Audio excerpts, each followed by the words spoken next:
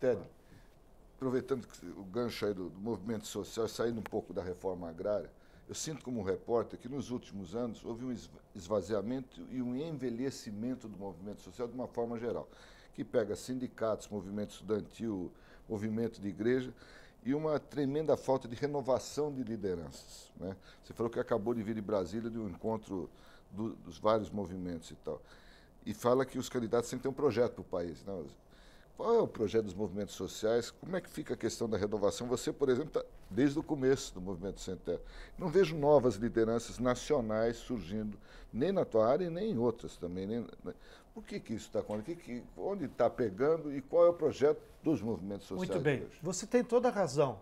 Olha, os movimentos que existem hoje, MST, as pastorais das igrejas, CUT, PT, eles foram frutos de um ascenso do movimento de massas da década de 70 até 89. Nós somos frutos daquele movimento.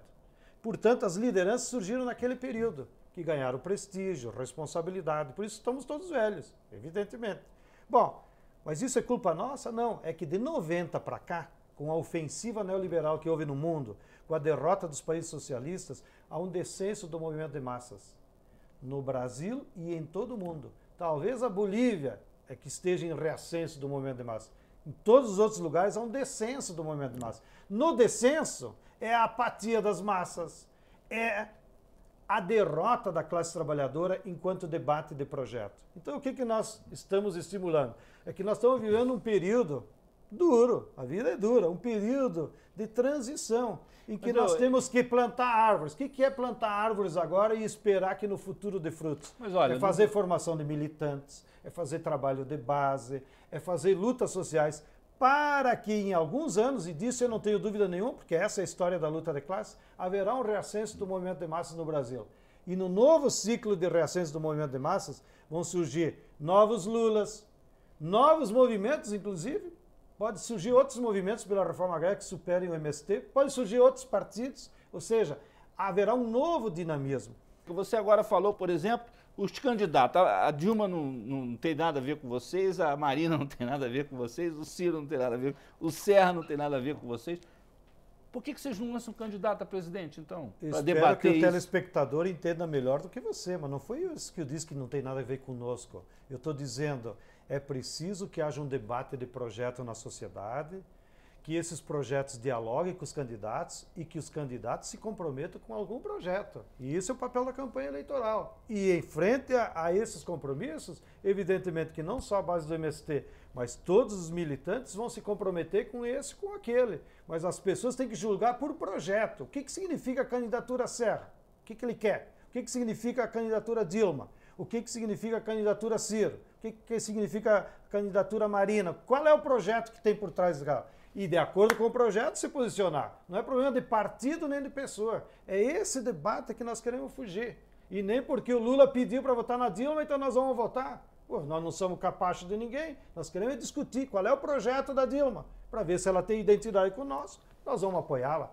Entendeu? É essa a situação. Agora volta ao negócio. Não há nenhuma contradição entre você fazer pressão de massas, que às vezes são radicais, para avançar a reforma agrária, e admitir que a reforma agrária seja reformista. A reforma agrária é reformista, é uma bandeira republicana e democrática. Agora, qual é a contradição? Não é nossa, a contradição é da burguesia brasileira, porque a burguesia brasileira é idiota, ignorante, e a burguesia brasileira, desde 64, quando o PC pagou caro pela ignorância da burguesia brasileira, porque se a burguesia industrial brasileira fosse viva, igual foi o pai do Antônio Emílio Moraes, ela deveria ter feito reforma agrária aqui no Brasil, porque isso que ia desenvolver a indústria, ia desenvolver o mercado interno, como é o projeto de reforma agrária do Celso Furtado. Mas a burguesia brasileira não quis fazer a democracia nem a republicana. Então isso obriga os pobres do campo a pressionarem, a radicalizarem no sentido da palavra, de irem à raiz do problema, que é enfrentar a grande propriedade.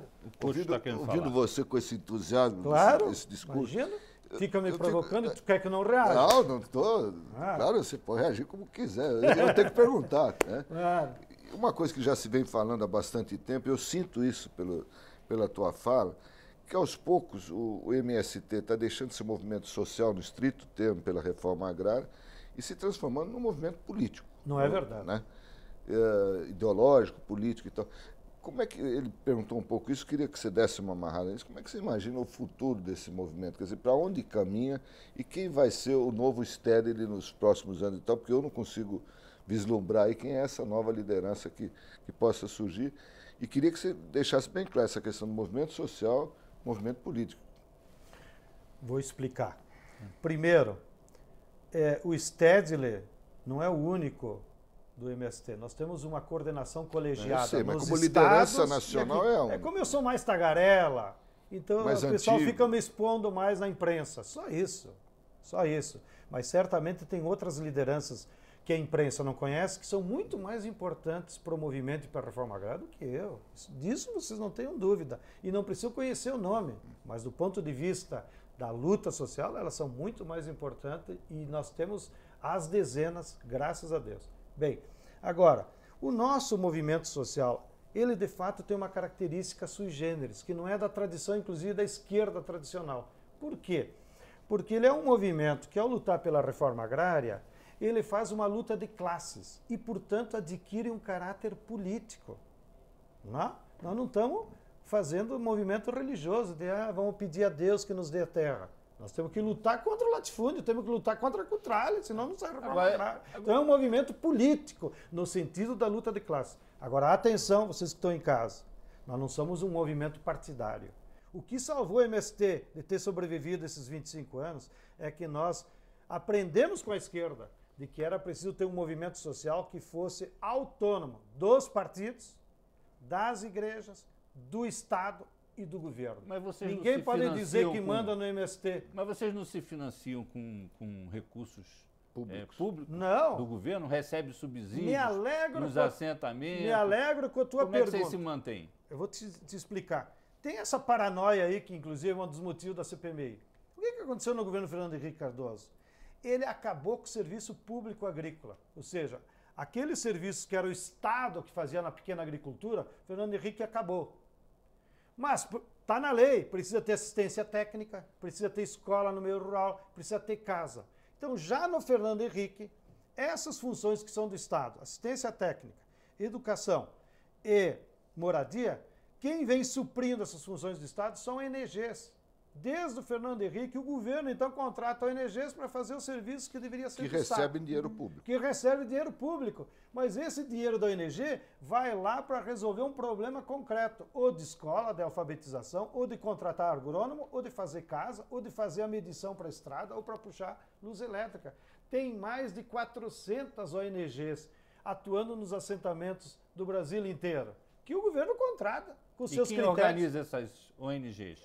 Às vezes são grupos de agrônomos, às vezes tem até jornalista, porque é iniciativa da sociedade. Aí elas formam uma associação e disputam na concorrência lá com o governo. Em cada estado, em cada região, tem dezenas dessas. Mas todo o dinheiro é fiscalizado. Primeiro pelo INCRA, depois pelo MDA, depois pelo TSU. De todos esses recursos que não tem nada a ver conosco. Qual é a posição do MST? Isso aí é esdrúxulo, nós somos contra isso. Nós dissemos para o governo já há horas, pedimos para o governo Lula, pelo amor de Deus, pare com essa história da ONG. Faça que o Estado consiga fazer isso. Vê se o número está certo, 70% dos alimentos que nós consumimos no Brasil vêm da agricultura familiar. É verdade. Pequeno médio. Que recebe financiamento do Banco do Brasil, como nunca houve antes. Eu queria que você mostrasse um pouco a diferença entre a agricultura familiar, que produz a maioria dos nossos alimentos, e os assentamentos do MST. Os assentamentos... Só para complementar a pergunta, que é o seguinte, não seria o caso, nesse momento, de aplicar os recursos, sejam quais forem, nos assentamentos que já existem, ao invés de tentar fazer novos acampamentos e fazer a roda girar? É que é dois públicos diferentes, começando pelo final. Quem já tem a terra, então precisa de uma política agrícola pública, destinada para a agroindústria, para a garantia de compra. Nisso, o melhor programa que o governo Lula teve... Pronaf, né? Não. O melhor programa que o governo teve para a pequena agricultura e para os assentamentos é o programa da Conab, que é a garantia de compra de alimentos. Esse foi uma maravilha, porque o maior desespero do camponês, seja assentado, seja o pequeno agricultor, é tu produzir e não saber para quem vender. Porque o camponês não é um vendedor, ele é um produtor agrícola. Aí ele vende, ele não tem experiência, não sabe como ir, tal. No máximo, no Nordeste, está acostumado a ir no sábado de manhã na feira, mas isso é insuficiente. Então, a Conab organizou um programa que vai lá e garante a compra. Isso foi a melhor legado do governo Lula.